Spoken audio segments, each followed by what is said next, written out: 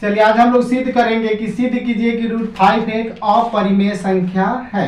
तो कैसे सिद्ध करेंगे, तो लिखते हैं कि हल लिखेंगे माना कि √5 एक अपरिमेय पूछ रहा है तो यहाँ पे परिमेय मानेंगे। माना कि √5 एक परिमेय संख्या है।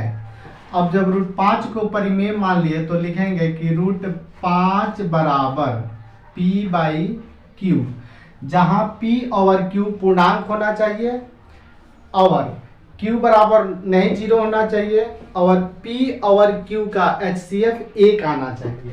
तो लिखेंगे जहाँ P HCF जो होना चाहिए P और Q का वो कितना होना चाहिए, 1 होना चाहिए। तो चलिए अब आगे हम लोग बढ़ते हैं। यहाँ पे कुछ नहीं है तो नीचे 1 छुपा रहता है। अब क्रॉस गुना करेंगे तो P से 1 में गुना करेंगे तो P, अब बराबर इधर गुना करेंगे तो हो जाएगा √5Q। अब लिखेंगे दोनों तरफ वर्ग करने पर तो चलिए इधर वर्ग करेंगे तो ये हो जाएगा P का स्क्वायर और इधर वर्ग करेंगे तो ये हो जाएगा 5Q स्क्वायर। अब देखिए यहाँ पे 5Q स्क्वायर है और यदि हम खाली इधर Q स्क्वायर रखते हैं तो यह 5 गुना में है तो इधर आके क्या चीज में हो जाएगा, भागा में। तो P स्क्वायर में 5 से भाग लग रहा है तो लिखेंगे चूंकि P स्क्वायर विभाजित है 5 से, इसलिए P भी विभाजित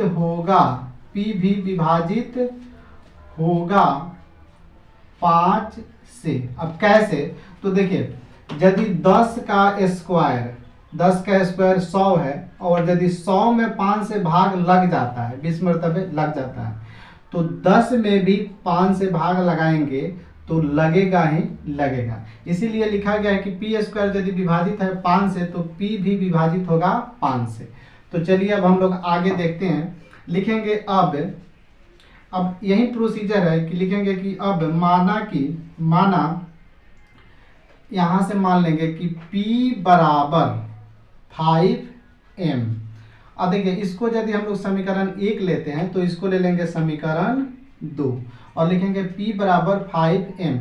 यदि आप √3 सिद्ध कर रहे हैं तो लिखेंगे कि P बराबर 3M। यदि 2 सिद्ध कर रहे हैं तो लिखेंगे कि P बराबर 2M। तो आगे देखिए अब क्या करेंगे कि लिखेंगे समीकरण 1 में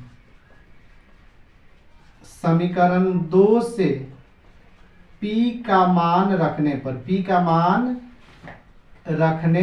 पर तो समीकरण 1 कहाँ है, यहाँ है। इसमें समीकरण 2 से P का मान रखेंगे तो P के जगह पे कितना लिखेंगे 5M। तो यहाँ पे लिख रहे हैं 5M का स्क्वायर बराबर, यहाँ पे 5Q स्क्वायर है तो रहने देंगे। अब 5 का स्क्वायर क्या होगा 25 और M का स्क्वायर M स्क्वायर बराबर इधर हो जाएगा 5Q स्क्वायर।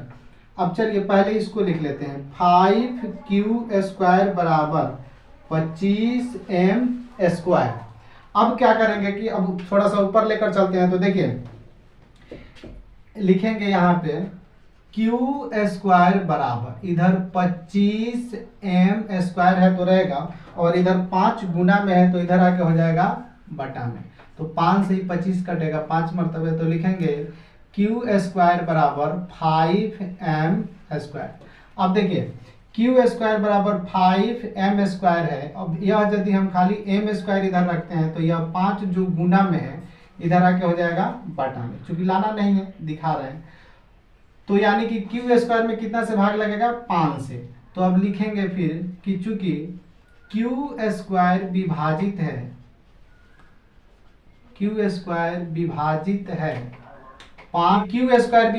5 से, इसलिए Q भी विभाजित होगा 5 से। अब देखिए कि P भी 5 से विभाजित है और Q भी 5 से विभाजित है, इसका मतलब है कि दोनों में 5 से भाग लगेगा तो HCF 5 आएगा। क्या आएगा? 5। तो लिखेंगे HCF P और Q बराबर 5। 5 आ रहा है, यानी कि आना कितना चाहिए था? जो हम माने हैं उसके अनुसार 1 आना चाहिए था, लेकिन आ रहा है 5। तो लिखेंगे कि HCF P और Q का नहीं है किसके बराबर? 1 के बराबर। जब दोनों का HCF 1 नहीं है, तो जब एक HCF नहीं आ रहा है, आना चाहिए 1, तो लिखेंगे कि हमारा मानना गलत है। तो हमारा मानना गलत है कि √5 एक परिमेय संख्या है। यदि यहाँ पे HCF 1 के बराबर नहीं आ रहा है तो हम परिमेय माने हैं वो गलत मान लिए हैं। अतः सही क्या होगा? अतः √5 एक अपरिमेय संख्या है, अपरिमेय संख्या है। और यही हमें सिद्ध करना था।